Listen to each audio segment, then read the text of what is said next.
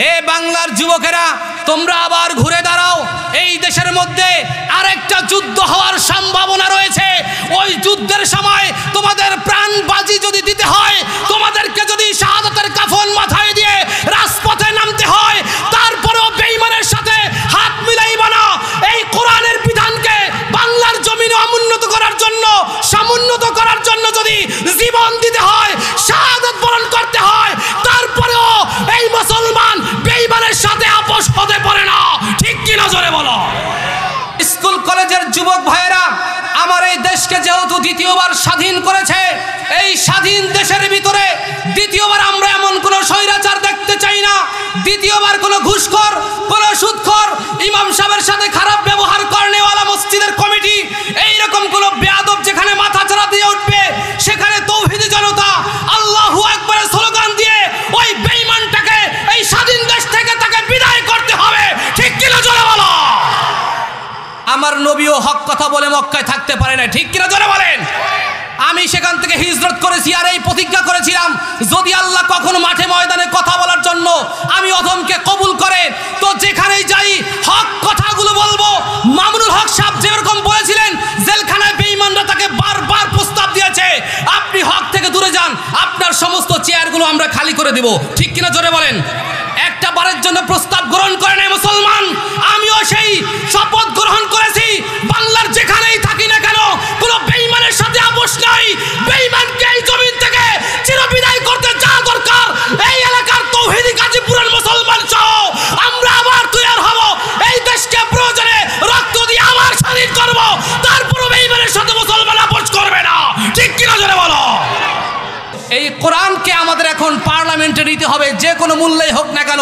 আওয়ামী লীগকে দেখা শেষ হয়ে গেছে, বিএনপিকে আমরা এই পর্যন্ত দেখেছি, জাতীয় পার্টিকে দেখেছি, কেউ এই পর্যন্ত এই একটা বিধান চ্যালেঞ্জ করে বলতে পারি, কোরআনের এই একটা বিধান যে নামাজ 5 ওয়াক্ত পড়তেই হবে, ফরজ বিধান, এইটা আজও পর্যন্ত আওয়ামী লীগ বলেন, বিএনপি বলেন, জাতীয় পার্টি বলেন, কোন দল আইসা পার্লামেন্টে এটা বাধ্যতামূলক করতে পারে না। ঠিক কিনা বলেন। অতএব সামনে আর আমরা আওয়ামী লীগও দেখতে চাই না, বিএনপিও আমরা দেখতে চাই না, আমরা জামাত ইসলাম বলেন, অন্য যে কোনো দল বলেন, এককভাবে কাউকে দেখতে চাই না। আমরা মুসলমান, আওয়ামী লীগ, বিএনপি, জাতীয় পার্টি, জামাত ইসলাম, হেফাজত, তবলিগ, এরপরে চরমনাই, সবাই ঐক্যবদ্ধ হয়ে এইবার আমরা পার্লামেন্টে শুধু কোরআন দেখতে চাই, বিকল্প কোনো জিনিস এবার মুসলমান দেখতে চায় না। যুবক ভাইয়েরা, স্বাধীন দেশের যুবক ভাইয়েরা একবার রক্ত দিয়া এই বাংলাদেশকে যেহেতু স্বাধীন করতে তারা চেষ্টায় সফল হয়েছে, আমি মনে করি তোমরা যদি আরেকবার ঘুরে দাঁড়াও, এই বাংলাদেশে কোরআন পার্লামেন্টে তোমরাই নিতে পারবা। ঠিক কিনা জোরে বলো।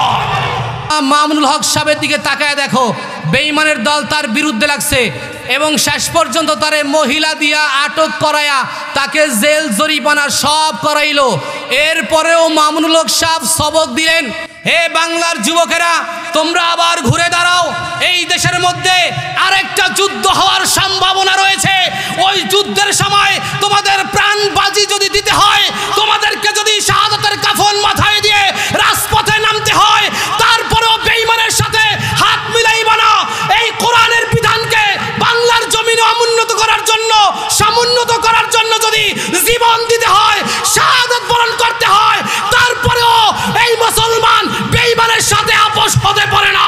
ঠিক কি না জোরে বলো। করেন পয়গম্বর বলেছেন, যুবক সাহাবাদের মাধ্যমে দ্বীনের খেদমত সবচেয়ে বেশি হয়েছে।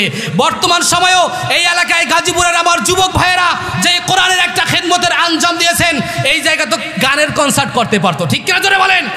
এই জায়গায় গানের কনসার্ট না করে যুবকরা যেহেতু আজকে এই জায়গায় কোরআনের মাহফিলের ব্যবস্থা করেছে, তাতেই প্রমাণ হয় বাংলার কোটি কোটি তৌহিদি জনতা এবং যুবক ভাইয়েরা এই দেশে ইসলাম চায়, গান বাজনা নর্তকীদেরকে চায় না। এই দেশে ইসলাম কায়েম দেখতে চায়, ইসলাম কায়েম দেখতে চায়। ওই দিন একেবারে সন্নিকটে চলে আসছে, যেই দিন সানা পর্বত থেকে হাজরামাউত পর্যন্ত 300 কিলোমিটার এই পথকে, এত বিশাল লম্বা একটা পথের ভিতরে একজন সুন্দরী রমণী অলঙ্কারাদি পরিধান করে সে রাস্তা দিয়ে হেঁটে যাবে। একটা বেঈমানের বাচ্চারও সাহস হবে না ওই নারীর দিকে ইফতিজিকের নজরে তাকাইবে। এই দুঃসাহস কারো থাকবে না। চতুর্দিকে শুধু ইসলামের জয়ধ্বনি বাজতে থাকবে, চিল্লায়ে বলো আল্লাহু আকবার। আমরাও আজকে চতুর্দিকে সেই ইসলামের জয়ধ্বনি শুনতে পাই। ঠিক কিনা জোরে বলেন। আমরা যদি সোচ্চার হইতে পারি, আমরা পৃথিবীর কাউকে ভয় করব না, প্রয়োজনে জিহাদের ময়দানে, লড়াইয়ের ময়দানে যাব, ঠিক কিনা জোরে বলেন আল্লাহু আকবার। আল্লাহু আকবার, জোরে বলেন আল্লাহু আকবার। আমাদের যেই ভাইয়ের কথা আমি বলছি, মুফতি রেদওয়ান রফিকি সাহেব দামাত বারাকাতুহু চলে আসছে, আওয়াজ চিল্লে বলেন আল্লাহু আকবার।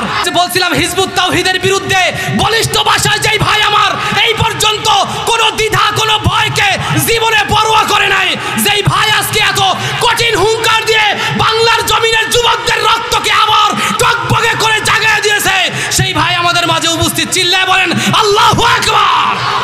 আমার ভাইয়ের বজ্র কণ্ঠকে আল্লাহ ইসলামের জন্য কবুল করেন, বলেন আমিন।